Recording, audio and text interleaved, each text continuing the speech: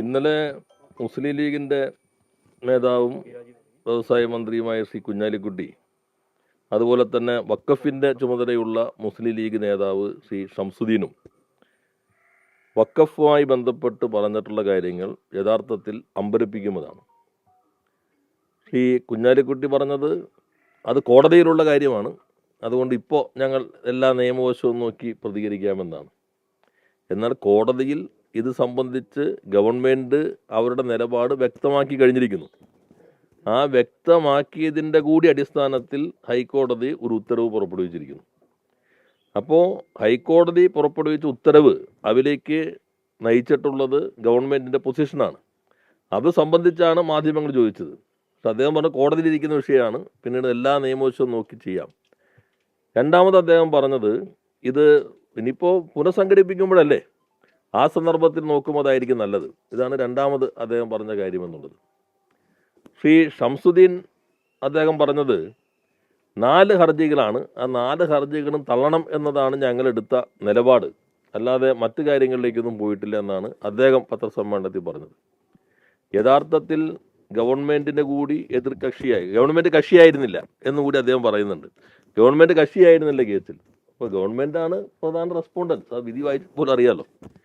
അതിനകത്ത് 4 കേസുകളും തള്ളണം എന്നതായിരുന്നു ഗവൺമെൻറ്റിൻ്റെ ശരിയായ നിലപാടെങ്കിൽ 2 തരത്തിൽ സ്വീകരിക്കും. ഒന്ന്, ഞങ്ങൾ ഈ എടുത്തിരിക്കുന്ന നോട്ടിഫിക്കേഷൻ ശരിയാണ്, 2 എണ്ണം ഒഴിച്ചിട്ടത് സുപ്രീം കോടതി ഈ കേസ് പരിഗണിച്ച് അവസാന വിധി വന്നിട്ടില്ല.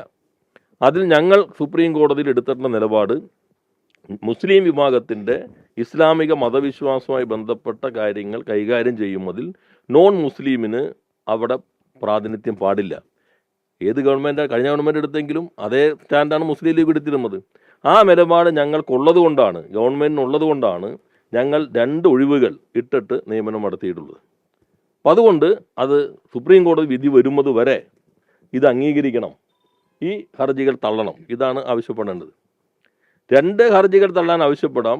ഹർജിക്കാരൻ എന്തൊക്കെയോ പറഞ്ഞിട്ടുണ്ടോ അതെല്ലാം ഞങ്ങൾ ഇതാ അനുസരിക്കുന്നു. അപ്പോൾ പിന്നെ ഹർജി നിലനിൽക്കുന്നില്ല, അത് അംഗീകരിച്ചിട്ടാണ്.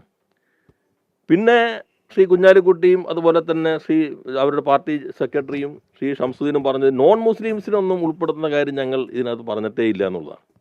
യഥാർത്ഥത്തിൽ ഇവർ സമർപ്പിച്ചിട്ടുള്ള ഇതിനകത്ത് നോക്കുമ്പോൾ വളരെ കൃത്യമായി തന്നെ പെറ്റീഷനേഴ്സിൻ്റെ ആവശ്യങ്ങളും കൂടി എടുത്ത് പറഞ്ഞിട്ടുണ്ട്. 4 പെറ്റീഷൻ പറഞ്ഞിട്ടുണ്ട്. അതിൽ പറയുന്നുണ്ട് ഈ സെക്ഷൻ 14 അനുസരിച്ച് കംപ്ലൈ ചെയ്യുന്നില്ല എന്നതാണ് പരാതി. അതിൽ it is contented that 2 non-Muslims as provided under the second proviso, 1 Shia and 1 other backward classes among Muslim community provided under the third proviso, 1 each from Bohra and Hakamai communities, which are to be nominated as per the 4th proviso of subsection 1 of section 14 is not represented in the Waqf board. ഇതാണ് അവർ തന്നെ എടുത്തു പറയുന്ന ഹർജി. അപ്പോൾ ഇത് അറിഞ്ഞില്ല എന്നുള്ളതല്ല, ഇത് പരിഗണിച്ചിട്ട് എന്ത് പറയുന്നു, taking note of all the above facts and infirmities, the government is prepared to reconstitute the board strictly in compliance with the mandate of section 14. അപ്പോൾ നോൺ മുസ്ലിംസിൻ്റെ കാര്യം ഞങ്ങൾ അറിഞ്ഞിട്ടേ ഇല്ല എന്ന് പറയുമ്പോൾ എങ്ങനെയായി ഇന്നത്തെ കാലത്ത് ഇതൊക്കെ തെറ്റിദ്ധരിപ്പിക്കാൻ പറ്റും? എല്ലാം പബ്ലിക് ഡൊമൈനിലുണ്ടല്ലോ. അപ്പോൾ നോൺ മുസ്ലിമിനെ ഉൾപ്പെടുത്താത്തത് ഉൾപ്പെടെ വഖഫ് നിയമത്തിൻ്റെ 14-ാം വകുപ്പിന് വിരുദ്ധമാണ് എന്ന ഹർജിയുടെ കാര്യം പരിഗണിച്ചുകൊണ്ട് ആ 14-ാം വകുപ്പ് എന്താണോ പറയുന്നത് അത് strictly in compliance with the mandate എന്ന് പറഞ്ഞാൽ പൂർണ്ണമായിട്ടും 14-ാം വകുപ്പ് അനുസരിച്ച് ബോർഡ് റീകോൺസ്റ്റിറ്റ്യൂട്ട് ചെയ്യാൻ പോകുന്നു എന്നുള്ളതാണ്. അപ്പോൾ ശ്രീ കുഞ്ഞാലിക്കുട്ടി എന്താ പറയുന്നത്? ഇത് നിങ്ങളെടുത്ത് നിലപാടെടുത്തു കഴിഞ്ഞില്ലേ? ആ നിലപാട് മുസ്ലിം ലീഗ് സുപ്രീം കോടതിയിലെടുത്ത നിലപാടിനെതിരല്ലേ? ആ നിലപാട് കോൺഗ്രസ് ഉൾപ്പെടെയുള്ള പാർട്ടികൾ പാർലമെൻറ്റിനകത്ത് എടുത്ത നിലപാടിന് വിരുദ്ധമല്ലേ? ആ നിലപാട് കേരള ഗവൺമെൻറ് സുപ്രീം കോടതിയിൽ സ്വീകരിച്ചിട്ടുള്ള നിലപാടിനെതിരല്ലേ? അങ്ങനെയല്ലേ സുപ്രീം കോടതിയിലെ കേസ് തന്നെ നള്ളിഫൈ ചെയ്യുന്ന രൂപത്തിലേക്ക് മാറിയത്? ഇത് അതീവ ഗൗരവമായ പ്രശ്നം വന്നപ്പോൾ ഞാനിപ്പോൾ ഇത്രേ പ്രതികരിക്കുന്നുള്ളൂ. എത്ര സമർത്ഥമായ ഒളിച്ചോട്ടമാണ് മുസ്ലിം ലീഗ് നടത്തുന്നത്. മുസ്ലിം സമുദായത്തെയും മതന്യൂനപക്ഷത്തെയും മതനിരപേക്ഷതയും പൂർണ്ണമായി വഞ്ചിച്ചുകൊണ്ടുള്ള നിലപാട് UDF ഗവൺമെൻറ് എടുത്തിരിക്കുന്നു. നേരത്തെ ഞാൻ സൂചിപ്പിച്ചു, ഇതിനടിയിൽ ഒപ്പിട്ടിരിക്കുന്ന ആൾ ലീഗിൻ്റെ നോമിനിയായിട്ടുള്ള PM Saneer, special government period to AG, additional advocate general ലീഗിൻ്റെ നോമിനിയാണ്. ആ ലീഗിൻ്റെ നോമിനിയായ അഡീഷണൽ അഡ്വക്കേറ്റ് ജനറലിനോട് അറ്റാച്ച് ചെയ്തിട്ടുള്ള ലീഗിൻ്റെ നോമിനിയായ സ്പെഷ്യൽ ഗവൺമെൻറ് പ്ലീഡർ. ഇപ്പോൾ സ്വാഭാവികമായിട്ടും സ്പെഷ്യൽ ഗവൺമെൻറ് പ്ലീഡർ തയ്യാറാക്കുന്നത് അഡീഷണൽ അഡ്വക്കേറ്റ് ജനറൽ വെറ്റ് ചെയ്ത് അവിടെ സമർപ്പിക്കുമ്പോൾ അപ്പോൾ ലീഗ് അറിയാതെയാണോ, വകുപ്പ് മന്ത്രി അറിയാതെയാണോ ഞങ്ങൾ പൂർണ്ണമായിട്ട് നോൺ മുസ്ലിമിനെ കൂടി ഉൾപ്പെടുത്തുമ്പോൾ സ്ട്രിക്റ്റ്ലി ഇൻ കംപ്ലൈൻസ്? പിന്നെ ശ്രീ കുഞ്ഞാലിക്കുട്ടി പറഞ്ഞത് ഇനി പുനഃസംഘടിപ്പിക്കുമ്പോഴല്ല. അപ്പോൾ നമുക്ക് നോക്കാം, ഈ 14-ാം വകുപ്പിൻ്റെ വ്യവസ്ഥകൾ പൂർണ്ണമായും അംഗീകരിച്ചുകൊണ്ട് ബോർഡ് റീകോൺസ്റ്റിറ്റ്യൂട്ട് ചെയ്യുമെന്ന് ഗവൺമെൻറ് ഹൈക്കോടതിയിൽ സ്റ്റേറ്റ്മെൻറ്റ് കൊടുക്കുന്നു. ആ സ്റ്റേറ്റ്മെൻറ്റ് രണ്ടാം റെസ്പോണ്ടന്റ് ചീഫ് സെക്രട്ടറി ഇത് പറഞ്ഞിട്ടുണ്ട്. അതിൻ്റെ കൂടി അടിസ്ഥാനത്തിൽ ഒരു കേസിൽ നിലപാട് ഹൈക്കോടതി എടുത്തു കഴിഞ്ഞാൽ ഏത് ഉദ്യോഗസ്ഥൻ ഇനി ഉത്തരവ് ഇറക്കി കഴിഞ്ഞാലും കോടതി ലക്ഷ്യമല്ലേ? കോടതിയിൽ കൊടുത്ത നിലപാട് 14-ാം വകുപ്പ് പൂർണ്ണമായും അതിൻ്റെ മാൻഡേറ്റ് അനുസരിച്ച് പുനഃസംഘടിപ്പിക്കും. അത് ഹൈക്കോടതി എടുത്ത് ഹൈക്കോടതി ഓർഡറിൽ ആദ്യത്തെ പാരഗ്രാഫിൽ വ്യക്തമാക്കിയിരിക്കുന്നു.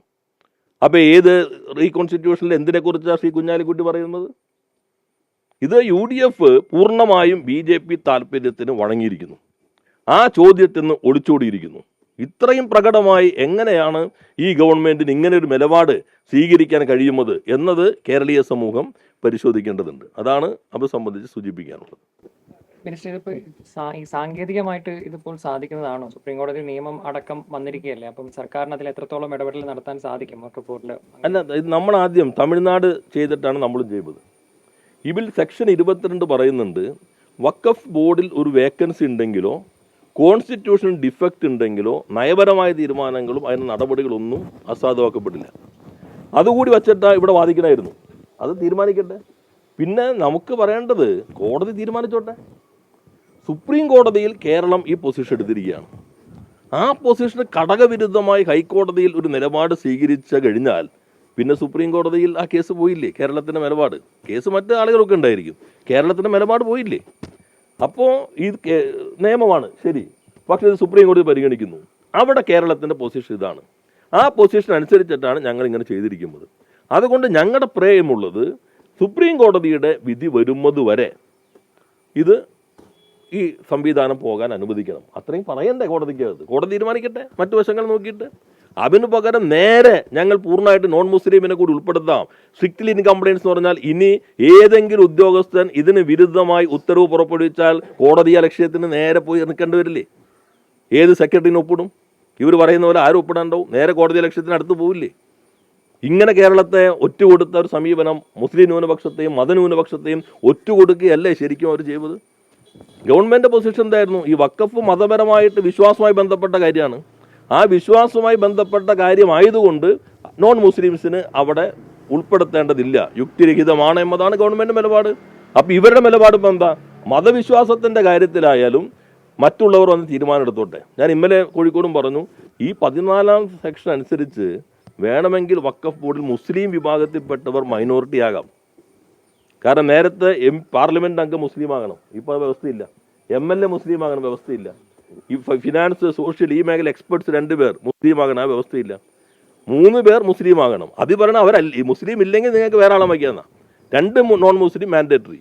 അപ്പോൾ മൈനോറിറ്റി ആകാൻ കൂടി സാധ്യതയുള്ള ഒന്നാണ്. അതിനകത്ത് പൂർണ്ണമായും ഇങ്ങനെ നിലപാട് സ്വീകരിച്ചിട്ട് ആ ചോദ്യം വരുമ്പോൾ ഒഴിഞ്ഞു മാറുന്നത് സമുദായത്തെ മാത്രമല്ല കേരളത്തെ തന്നെ വഞ്ചിക്കുന്ന സമീപനമാണ്. ഏജിക്കൊക്കെ അങ്ങനെ സ്വതന്ത്രമായ നിലപാടെടുക്കാൻ പറ്റുമോ? ഇതിലിപ്പം ഇതിന്റെ ഉള്ളിൽ ഒരു ഭിന്നത ഉണ്ടായി തോന്നുന്നുണ്ട്. കാരണം PMA സലാം പറഞ്ഞത് പ്രഖ്യാപിത നിലപാട് എന്ന് പറഞ്ഞാൽ മുസ്ലിങ്ങളെ ഉൾപ്പെടുത്തരുത് എന്നതാണ്. പക്ഷേ അത് തെരഞ്ഞെടുപ്പിൽ വോട്ട് കിട്ടാൻ വേണ്ടിയുള്ള നിലപാടാണെന്നും ഇത് BJPയുടെ പ്രീതി കിട്ടാൻ വേണ്ടിയുള്ള നിലപാട്. ഇപ്പോൾ ഏത് നിലപാടെടുക്കുന്നത്? അവരുടെ നിലപാടല്ലോ കോടതി പറയുന്നത്. ഏത് നിലപാടാണ്? ലീഗിൻ്റെ അഭിഭാഷകൻ ഒപ്പിട്ട് കൊടുത്ത്, ലീഗിൻ്റെ നോമിനിയായിട്ടുള്ള അഭിഭാഷകൻ ഒപ്പിട്ട് കൊടുത്തതിനകത്തല്ലേ ഞങ്ങൾ പൂർണ്ണമായി നോൺ മുസ്ലിമിനെ ഉൾപ്പെടുന്ന ആ ഫുള്ളി അത് സ്ട്രിക്റ്റ്ലി ഇൻ കംപ്ലൈൻസ് എന്ന് എഴുതി ഒപ്പിട്ട് കൊടുത്തിരിക്കുന്നത്? അത് ഏതെങ്കിലും ഏജിക്ക് പറ്റുമോ? അതൊരു നിലപാടല്ലേ ഗവൺമെൻറ് ഇപ്പോഴത്തെ. അതിൽ നാം കാണേണ്ട ഭാഗം എന്തിനവരിത് പറഞ്ഞു? ഒന്ന്, BJP പ്രീതിപ്പെടുത്താം. 2, ഇവരുടെ ആരെങ്കിലും ബോഡി കൊണ്ടുവരണം. ഇത്ര താല്പര്യമുള്ളവർക്ക് സമുദായത്തിൻ്റെ താല്പര്യമില്ല, മതന്യൂനപക്ഷ താല്പര്യമില്ല. ആ പ്രശ്നം മാത്രമാണ് ഇവർ ഇതിനകത്ത് കാണുന്നത്. മുഖ്യമന്ത്രിയുടെ നിലപാട് എന്താണെന്നാണ് കരുതുന്നത്? മുഖ്യമന്ത്രിയല്ലേ നിയമമന്ത്രി? നിയമമന്ത്രി അറിയാതെ ഇപ്പോൾ ലീഗിൻ്റെ ചിലർ പറയുന്നത് ഫയൽ ചെയ്തിരിക്കുന്ന AG-യാണ് ഹാജരായിരിക്കുന്നത്. അഡീഷണൽ AG അല്ല ഹാജരായിരിക്കുന്നത്. അഡീഷണൽ AG-യുടെ സ്പെഷ്യൽ ഗവൺമെൻറ് അറ്റാച്ച് ചെയ്ത സ്പെഷ്യൽ ഗവൺമെൻറ് പ്ലീഡറാണ് ഒപ്പിട്ടിരിക്കുന്നത് സ്വാഭാവികമായിട്ടും. എന്നാൽ ആ ഉത്തരവ് നോട്ടിഫിക്കേഷൻ ഇറക്കിയിരിക്കുന്ന വഖഫിൻ്റെ സെക്രട്ടറിയാണ്. ഗവൺമെൻറ് അമ്മത്തെ കഴിഞ്ഞ ആ സെക്രട്ടറിയാണ്, ഇപ്പോൾ ആ സെക്രട്ടറി തന്നെയാണ്. ഇത് അദ്ദേഹത്തിന് ഇത് വ്യത്യസ്തമായിട്ട് ഓർഡർ ഇറക്കാൻ പറ്റും. ഓർഡർ ഇറക്കി വീണ്ടും കോടതി ആവശ്യത്തിന് പോയി അവിടെ നേരിട്ട് ഹാജരാകേണ്ട പ്രശ്നത്തിൽ ഇനിയും നേരിടേണ്ടി വരില്ലേ?